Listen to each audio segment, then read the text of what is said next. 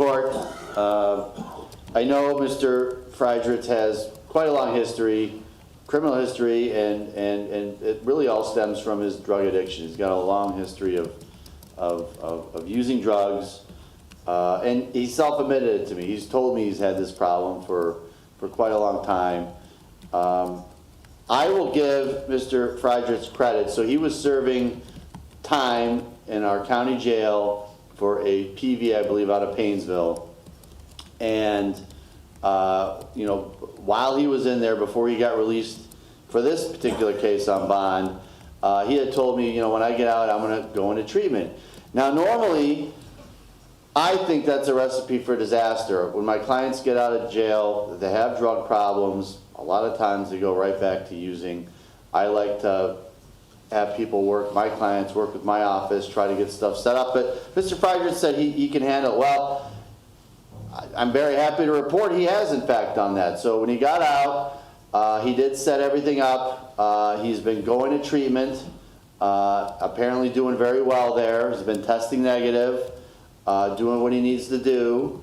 And I'm hoping the court will consider a community control sanction. I know his past history may not be in favor of something like that, but I think he's made a lot of progress over the past few months, Your Honor. And you know, he's got a family, he's got kids, both adult children as well as some minor kids. But he is taking steps to address his drug problem. His father's here in the courtroom in support of him. And I'm just asking the court to consider a community control sanction with whatever restrictions the court deems necessary. Let Mr. Friedrich continue on the path that he started. I hope he's successful this time. And quite frankly, Your Honor, I mean, he knows it, that if the court were to give him community control and he doesn't follow through, he's got a lot of time over his head. So I'm hoping the court will take that into consideration. Thank you. All right, thank you. Mr. Friedrich, what do you want to tell me before I sentence you?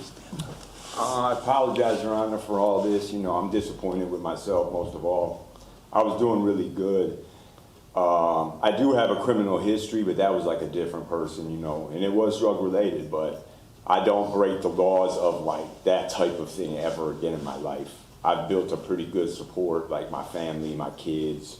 It's like I disappointed everybody with this. And like I said, myself most of all. I was out of the system, you know, I was doing really good, had my own business working. And then I ran into somebody and I didn't have a plan in place and I relapsed. So for 4 months, I mean, you've seen what happened. I spiraled and I ended up here today. But I am taking it serious now. I can't disappoint myself anymore. It's like I'm too old to be playing around with my life. I've lost a lot of people to drugs and it's like, it amazes me that I relapsed. But I do have a plan now and I'm never gonna do that again. So I'm hoping you'll show me some leniency, give me a chance to, like, you know, go out there and hang myself if I choose to do that, but I'm not going to. Like, I can assure you, if you give me a chance on the community control, I'll continue with what I'm doing. I mean, I go to IOP 3 days a week now, and I met some people there. I'm trying to, you know, build a AA situation, because I've never done that, so I'm trying to do that. And then I have a great family support, you know. I could have filled the courtroom up, really, but I just said, you know, let me take care of this. But I do have a great support system, and I don't want to disappoint him anymore or my kids. It's like, yeah, I'm not going to do that. So I hope you'll give me a chance to show me some mercy today, because I'm not that person I was in my criminal history anymore. I work, I do everything right, you know. So, what I respect your decision. You got your, toward the end of this IOP, what's the plan beyond that? I have aftercare, and then I'm going to do the AA, NA, you know, work. Stay busy pretty much. Basically, I got to associate with, you know, people that are doing the same things that I'm looking to do. I really do realize that. And the day that I did relapse, I knew it. Like, and I know what I have to do from now on. I can't associate with anybody, and I don't want to. When I'm good, I'm great. And it's like, I don't know how I ended up hanging out with someone like that. And I can't blame him. That was my choice. You know what I mean? But I know, I recognize, so I'm not going to be around anybody like that. I'm going to associate with AA. I'm hoping to, like, really get involved in that, because I do like the situation and I like to help people when I can, you know. And people have helped me, so. What, how far gone is your license? What do you need to do? That's a tough one. I mean, I'm gonna do whatever it takes. I know I can take like a remedial driving class again, and then I have the Geauga thing, so I'm gonna try and see. I had my privileges that day I got arrested, so I'm hoping that they're gonna squash it a little bit to a lesser charge maybe. I'm really hoping. But no matter what, I'm not gonna be driving. I have a lot of people to Uber me around at the moment. I hate the inconvenience, but they don't mind doing it to help me when I'm doing good. What But I'm gonna get it. What are you gonna do for work? I mean, I know a lot of Amish. I was driving Amish. I just saw a guy yesterday who offered me work. They would pick me up. I work with my landlord on the side right now, like doing construction rehab. But that's probably what I'll be doing until I can get my license straight, you know. Hopefully I can get some privileges when I do the class is my plan. I mean, I can't believe I ruined my license because I was driving Amish for a living, basically. Right. Now I'm not going to be able to drive. When do you go to Geauga again? I think it's March 17th. But that's like a pre-trial, and then I have, you know, probably a couple months before I get sentenced. Okay. All right, thank you. Thank you, Mr. Your Honor. Rhoda?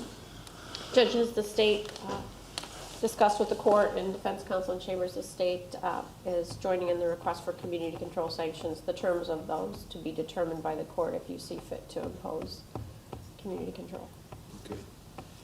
All right, I've reviewed the pre-sentence report and the evaluation, listened to Mr. Friedrich and counsel, considered all the provisions in 29, 29, 11, 12, and 13. I'm going to place you on community control for 2 years, 10 days in jail with credit for 10. No drugs or alcohol with screens. Complete the IOP that you're in and follow all recommendations with regard to aftercare and other provisions. Obtain and maintain full employment, get a valid driver's license, attend at least 3 AA or NA meetings per week and obtain a sponsor and pay the costs and supervision fees. Ms. Wehagen, any other terms you think apply? No, Your Honor, thank you. Okay, Mr. Friedrich, you understand all the terms? Yes, Your Honor. Any question about the terms? No, Your Honor. All right, if you don't comply, the state will file a motion to terminate your community control. If I find you violated, you face potentially 12 months in prison. You understand that? I do, Your Honor. Okay. Anything else, Ms. Naroda? Nothing further, Judge. Mr. Watson? No, Your Honor, nothing further. All right, the remaining charges are dismissed. I think you got out of prison in 19 and had about 4 years where you were out of trouble. So you have the ability to keep on that trajectory. It just takes a little bit of work. So good luck. Thank you, Your Honor. I appreciate you. All right.